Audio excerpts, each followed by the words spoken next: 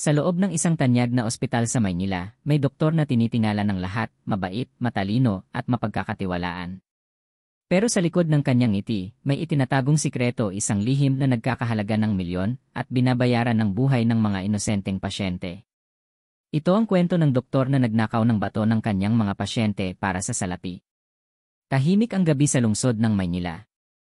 Ang mga ilaw ng ospital ay kumikislap mula sa mataas na gusali ng San Felipe General Hospital, isa sa pinakamalalaking ospital sa bansa. Doon nagsimula ang lahat, isang kwento ng kasakiman, lihim, at dugo. Samuel Vergara, isang kilalang nephrologist, ay kilala bilang ang kamay ng Diyos ng ospital. Marami siyang nailigtas na pasyente, at sa bawat operasyon, may palakpakan, may pasasalamat, may mga luha ng pag-asa. Ngunit sa likod ng kanyang propesyonal na imahe, may halimaw na matagal nang nagkukubli. Isang gabi, habang ang lahat ay abala sa kanilang mga rounds, pumasok si Ely Vergara sa operating room na halos walang ilaw. Nasa mesa ang isang lalaki, si Mang Ernesto, isang 58 anyos na pasyenteng may sakit sa bato. Dapat ay simpleng biopsy lang ang gagawin. Ngunit may kakaibang nangyari. "Doktor, gusto niyo po bang hintayin pa yung anesthesiologist?" tanong ng nurse. "Hindi na. Ako na bahala." Tulog na siya, hindi na makakaramdam ng kahit ano, malamig na sagot ni AC Vergara habang pinupunasan ang kanyang mga kamay. Tahimik ang paligid. Sa bawat galaw ng kanyang scalpel, maririnig ang tunog ng bakal na tumatama sa bakal.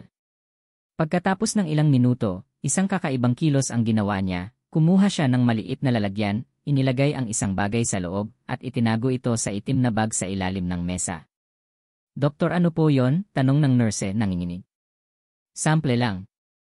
"Para sa lab," sagot ni Ely Vergara, ngunit hindi niya magawang tumingin diretsyo sa mga mata ng nurse. Lumipas ang ilang araw. Nakalabas si Mang Ernesto sa ospital, ngunit nagsimulang sumakit ang kanyang tagiliran. Nang bumalik siya para magpatingin, tinanong niya si Ely Vergara. "Dosi, parang may kulang sa akin." "Hindi ko alam, pero parang may kakaiba sa loob ko." Ngumiti lang si Ely Vergara. "Normal lang yan, Mang Ernesto. Healing process lang." Ngunit ilang linggo lang ang lumipas, natagpuan si Mang Ernesto na walang buhay sa kanilang bahay. Ang kanyang asawa, si Aling Miling, ay umiiyak habang yakap ang katawan ng kanyang asawa. Wala siyang alam na ang simula ng lahat ng bangungot ay nagsimula sa ospital na yon. Habang abala ang media sa ibang isyu, tahimik na namumuhay si Ely Vergara sa kanyang marangyang bahay sa Quezon City. May bago siyang sasakyan, bagong relo, at bagong bahay. Ngunit ang tanong, saan nanggaling ang perang iyon? Isang intern nurse, si Liza Ramos, ang unang nakaramdam ng kakaiba.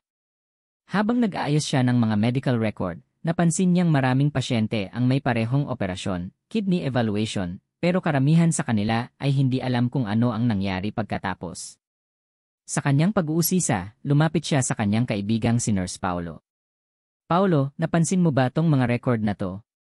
Lahat sila, kidney cases, pero halos walang follow-up check-up. At karamihan, patay na." Tumingin si Paulo, halatang kinakabahan. "Liza, huwag ka nang makialam. Lalo na kung si Ely Vergara ang involved. May mga tao siyang hindi mo gugustuhing makabangga." Ngunit hindi tumigil si Liza. Sinimulan niyang i-record ang bawat operasyon, bawat oras na pumapasok si Ely Vergara sa IC. Hanggang isang gabi, nakita niya ito muling ginagawa ang parehong ritual, isang pasyente, tahimik, tulog sa mesa, at si Ely Vergara na may dalang itim na bag. Nang matapos ang operasyon, sinundan niya ito palabas. Nakita niyang pumasok sa isang kotse ang doktor at nakipagkita sa isang lalaking banyaga sa parking area. Doon niya nakita isang maliit na cooler na may marka ng Human Organ Transport. "Diyos ko," bulong ni Liza habang hawak ang cellphone niya, lihim na kumukuha ng video. Ngunit sa oras na yon, napansin siya ni Ely Vergara. Tumigil ito, dahan-dahang tumingin sa paligid at mumiti. "May nanonood," mahina niyang sabi habang hinahaplos ang kwintas niyang may simbolo ng serpent at cross. Kinabukasan, nawawala si Liza. Wala na siyang pumapasok sa ospital, wala ring nakakaalam kung saan siya napunta. Sa loob ng ospital, pinagtatakpan ng lahat, parang walang nangyari. Ngunit may isang pulis na nagkataong kaibigan ni Liza ang nagsimulang magtanong. Si Detective Ramon de la Cruz, isang veteranong investigador, ang nagsimulang maghukay sa kaso. Kung may doktor na nagbebenta ng organo, hindi lang ito simpleng krimen. Ito ay negosyo ng dugo. At sa puntong iyon, nagsimula ang madilim na labanan sa pagitan ng isang doktor na nababalutan ng kapangyarihan at isang investigador na handang ilantad ang katotohanan, kahit kapalit nito ay sariling buhay.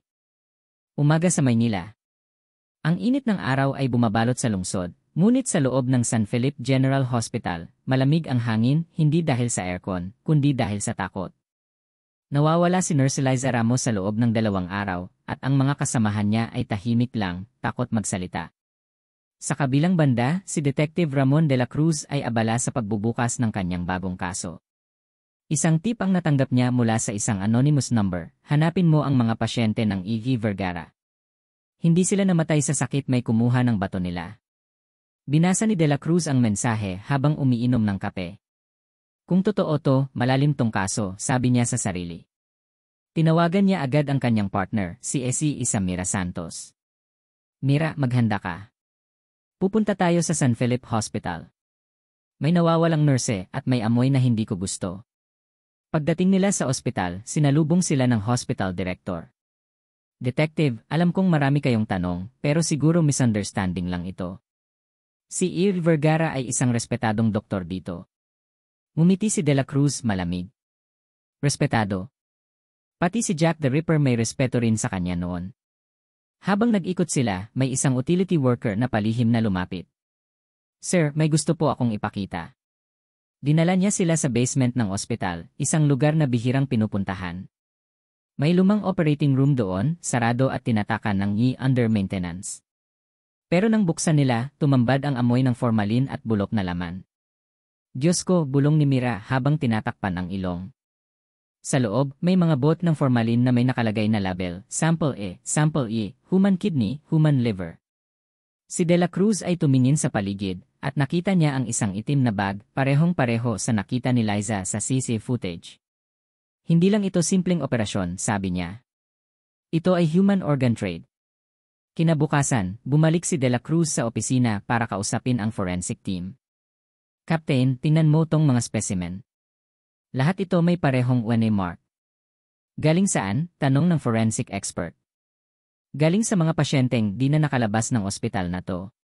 Samantala, sa isang marangyang restaurant sa Quezon City, nagdiriwang si E.V. Vergara kasama ang 2 banyaga. To another successful shipment, sabi ng isa habang nagtotoast. Ngumiti si Vergara. Organs are the new gold. At habang may kahirapan, may bibili at may magbebenta. Pero habang nagsasaya siya, hindi niya alam na may mga matang nagmamasid. Si Detective De La Cruz ay naroon, nakaupo sa kabilang dulo ng restaurant, may hawak na kamera. Got you? Bulong niya habang kinukuhanan ng litrato ang pagtanggap ni Vergara ng sobre mula sa banyaga. Lumipas ang ilang linggo. Lumalalim ang investigasyon. Napag-alaman ni De La Cruz na may koneksyon si E.V. Vergara sa isang sindikatong nagbebenta ng human organs sa black market. Karamihan sa mga organong iyon ay ipinapadala sa ibang bansa, China, Singapore, at Middle East. Pero saan napupunta ang mga bangkay? Tanong ni Mira. Tinatawanan lang yan ng sistema. Ginagawang medical waste, sinusunog, sagot ni De La Cruz. Malinis, walang bakas.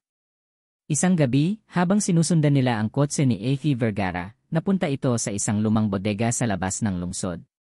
Tahimik nilang pinanood mula sa malayo. Ilang minuto ang lumipas, dumating ang isang van na may karatulang medical supply. Bumaba ang 2 lalaki, nagbuhat ng mga cooler box at ipinasa kay Vergara. Siguraduhin mo walang bakas. May mga bagong donor na tayo, sabi ng isa. Ngumiti si Vergara. Walang problema. Hanggat ako ang bahala sa papeles, walang makakahalata. Ngunit biglang nagkaroon ng putukan. Isa sa mga tao ni Vergara ay nakakita sa anino ni De La Cruz. May pulis, sigaw nito. Mabilis ang lahat. Tumakbo si De La Cruz habang humahagibis ang mga bala sa paligid. Si Mira ay sumigaw, Ramon. Sa kanan. Sumilong sila sa isang metal drum habang sumasabog ang mga ilaw. Sa gitna ng kaguluhan, may narinig silang iyak ng babae mula sa loob ng van. May tao sa loob, sabi ni Mira. Binuksan nila ang pinto, isang babae, nakagapos, mahina, at may sugat sa tagiliran. Tulong, mahinang sabi niya. Sinenyasan ni De La Cruz ang ambulansya. Dalhin siya sa headquarters. Siya ang susi. Pagkatapos ng habulan, nakatakas si E. Vergara. Ngunit naiwan ng babae, siya pala ang dating nurse ng ospital na nawala ilang linggo na ang nakakaraan. Si Liza Ramos. Buhay siya, ngunit sugatan at takot. Pagdating sa headquarters, dahan-dahan siyang nagsalita. Doktor si E. Vergara, matagal na niyang ginagawa yan. May mga tao siyang binabayaran sa morgue at record section. Ginagawa nilang legal ang papeles ng mga patay kahit buhay pa ang ilan. Tahimik ang silid. Si De La Cruz ay tumingin kay Mira. So tama ang hinala ko. Hindi lang ito tungkol sa pera. Isa itong organisadong operasyon. Ngunit bago pa matapos ang interogasyon, isang malakas na pagsabog ang yumanig sa paligid. Ang ospital, ang San Felipe General Hospital, ay nasunog. Si Vergara, sabi ni De La Cruz. Sinusunog niya ang mga ebidensya. Tumakbo sila papunta roon habang ang mga apoy ay nilalamon ang gusali.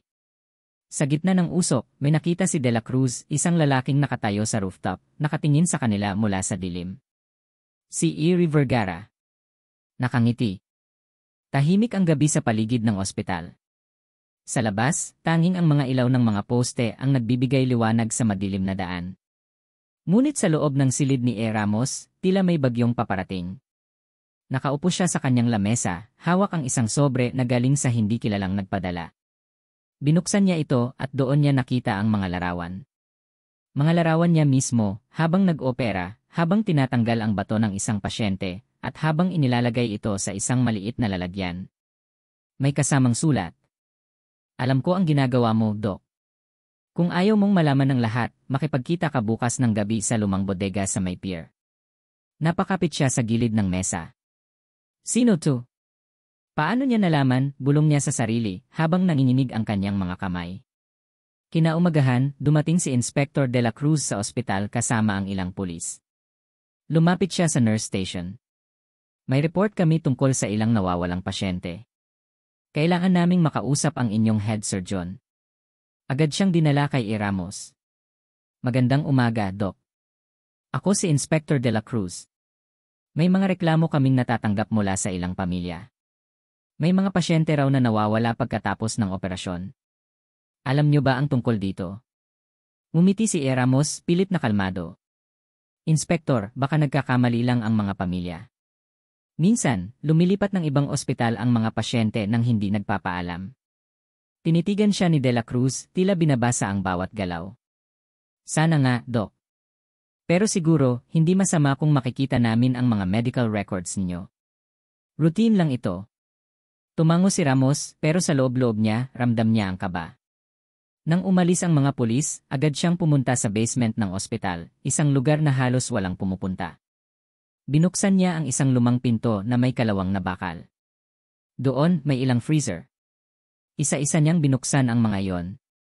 Sa loob, nakaayos ang mga organo, bato, atay, at iba pa, lahat nakalagay sa mga lalagyan na may tag price.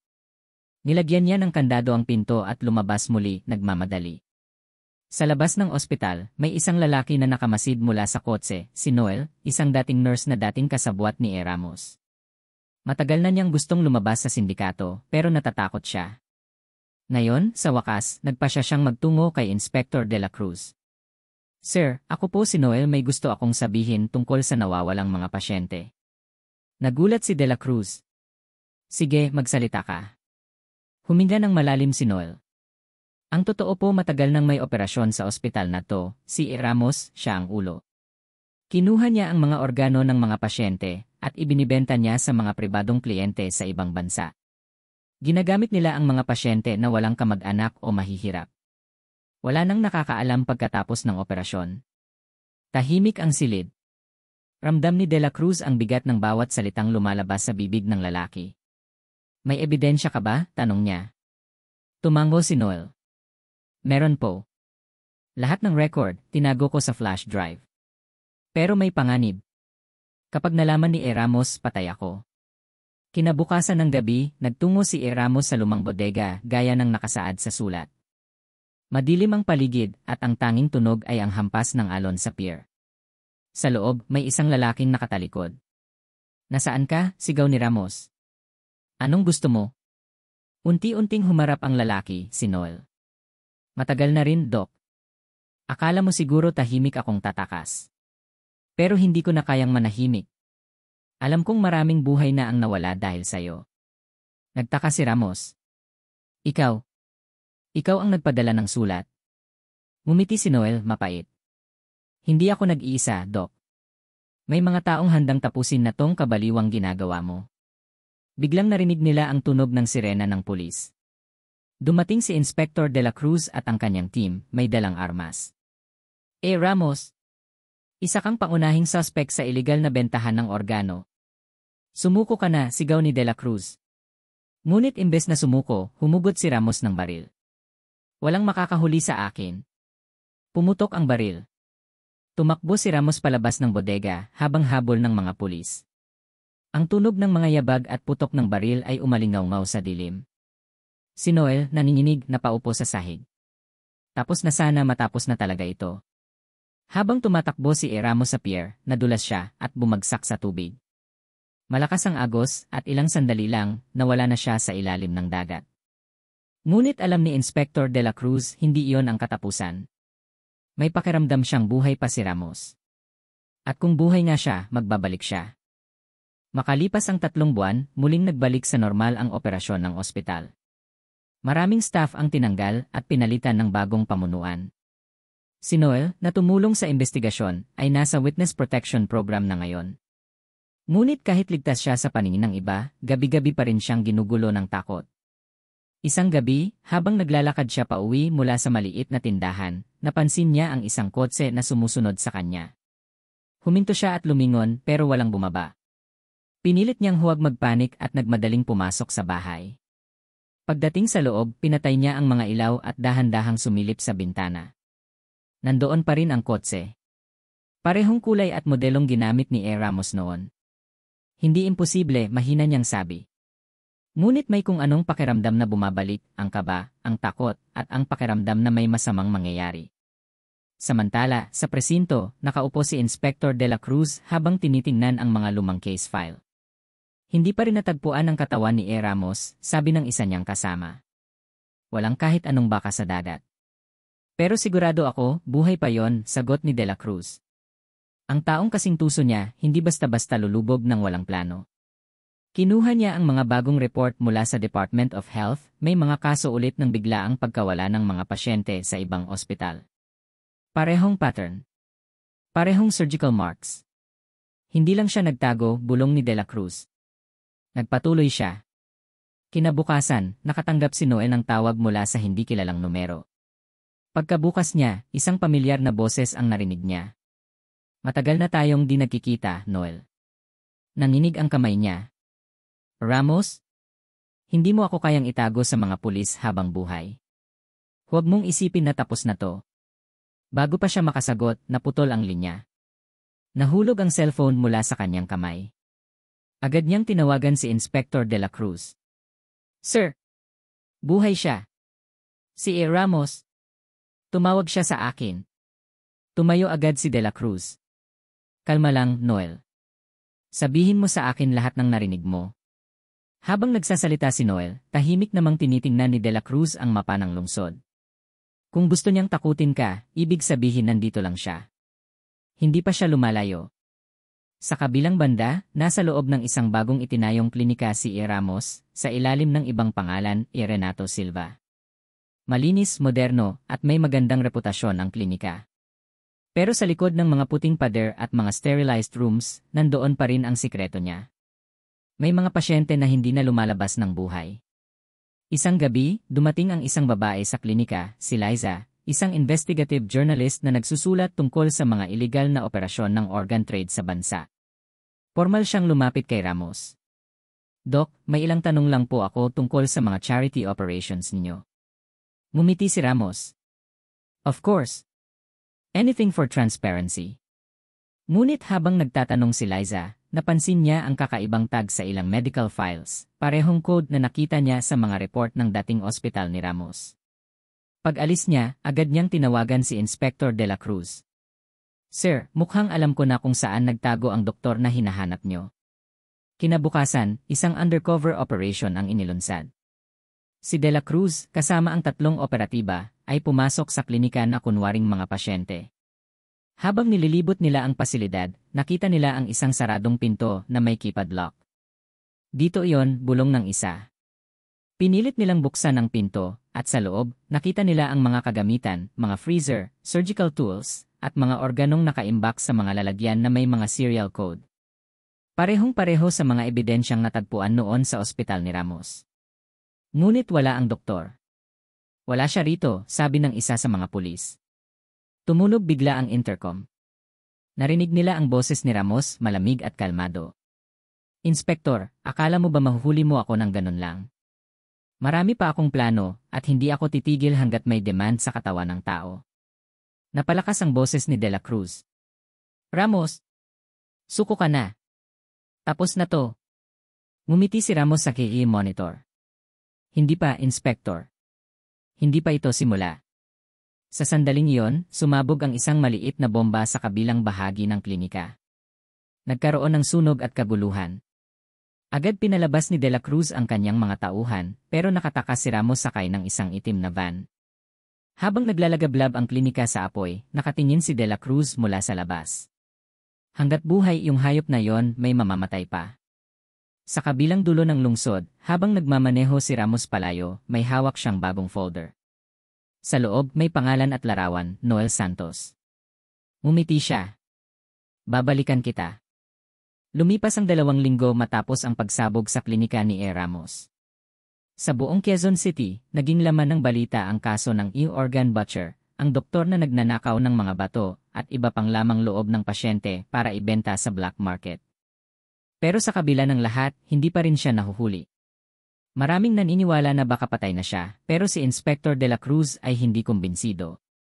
Ang taong kasing tuso ni Ramos, hindi mawawala ng walang bakas, sabi niya sa mga kasamahan habang nagtatayo sila ng bagong task force.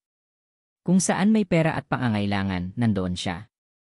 Samantala, si Noel ay lumipat ng bahay, malayo sa dating tirahan. May bagong trabaho siya sa isang maliit na klinika at pilit na bumabalik sa normal na buhay. Pero gabi-gabi, ramdam pa rin niya ang kaba. Minsan, naririnig niya ang tunog ng van sa labas at napapahigpit ang hawak niya sa telepono. Isang gabi, habang nasa duty siya sa klinika, may dumating na pasyente. Isang lalaking nakasombrero, naka-face mask at halatang nanghihina. Dok, tulungan niyo ako, sumasakit ang tagiliran ko. Nang inalis ni Noel ang mask para suriin, nanlaki ang mata niya. Diyos ko! Ramos? Ngumiti ang lalaki, marahang tumayo, at nagsabi, matagal kitang hinintay, Noel. Nabigla siya, agad siyang umatras at sinubukang tumakbo, pero nahawakan siya ni Ramos. Huwag kang matakot. Hindi ako nandito para patayin ka. Anong gusto mo sa akin, sigaw ni Noel. Isang bagay lang, tumulong ka sa akin. Alam mong kailangan ng mga tao ng organ, at alam mong may kakulangan. Hindi mo ba naiintindihan? Ginagawa ko to para sa agham, para sa kinabukasan. Nanginginig si Noel. Ginagawa mo to para sa sarili mong bulsa. Hindi para sa agham. Ngumisi si Ramos. Lahat ng dakilang eksperimento may kasamang sakripisyo. Bago pa siya makagalaw, biglang pumasok ang mga pulis. Freeze! Nasa amin na siya, sigaw ni De La Cruz. Napatitig si Ramos kay Noel saka ngumiti. Sinundan mo pala ako, Inspector. Akala ko matalino ka, pero mukhang may nagsumbong. Wala nang takasan ngayon, sabi ni De La Cruz. Tapos na ang laro mo. Ngunit biglang hinugot ni Ramos ang syringe mula sa bulsa at itinarak iyon sa kanyang leg. Napasigaw si Noel, huwag. Ngunit huli na. Bumagsak si Ramos sa sahig, nanginginig at unti-unting nawala ng pulso. Wala na siyang pulso, sir, sabi ng isa sa mga pulis. Tahimik lang si De La Cruz. Tinitigan niya ang katawan ni Ramos at napabuntong hininga. Kung tutuusin, mas pinili niyang siya ang magdesisyon sa sarili niyang katapusan, sabi niya. Hindi niya hahayaang mapahiya sa korte. Ngunit habang tinitingnan nila ang paligid, may narinig silang tunog mula sa mesa. Isang cellphone ang nagvi-vibrate. Kinuha ni Noel ito at binuksan ang mensahe. Hindi pa ito ang huli. Marami pa kaming doktor. Napatingin sila sa isa't isa. Sir, mahina ang boses ni Noel. Ibig sabihin, may iba pa sila. Tumango si De La Cruz. Si Ramos lang ang simula. Lumipas ang ilang buwan. Sa ibang lungsod, may bagong klinika na binuksan, pinamumunuan ng isang doktor na galing umano sa ibang bansa. Sa mga unang buwan, naging matagumpay ito. Pero isang araw, may pasyente na hindi na lumabas. At sa loob ng freezer ng klinika, may natagpo ang mga label ng organ, may parehong code na ginamit ni E. Ramos noon. Sa puntong iyon, malinaw na hindi pa tapos ang bangungot. Ang sindikatong kumukuha ng lamang loob ng tao ay patuloy pa ring gumagalaw sa dilim. At kahit patay na si E. Ramos, ang kanyang ideolohiya ay buhay sa mga kamay ng mga doktor na tulad niya, mga taong handang isakripisyo ang buhay kapalit ng kayamanan at kapangyarihan. Habang nakatingin si Noel sa balita sari, napahawak siya sa pendant na ibinigay ng kanyang yumaong kasamahan. Hindi pa tapos to, mahina niyang sabi. Kung may natira pa sa kanila, hahanapin ko. Ang ilaw sa silid ay kumikislap at sa labas, isang itim na van ang dumaan. Sa salamin, nakita ni Noel ang refleksyon ng isang lalaking nakatingin mula sa van, parehong mata, parehong ngiti. Ngumiti rin siya, mapait. Ramos. Magkikita pa tayo. Ang kamera ay dahan-dahang lumalayo, ipinapakita ang ospital sa gabi, ang mga ilaw kumikislap, at sa background maririnig ang tunog ng heart monitor na unti-unting humihina.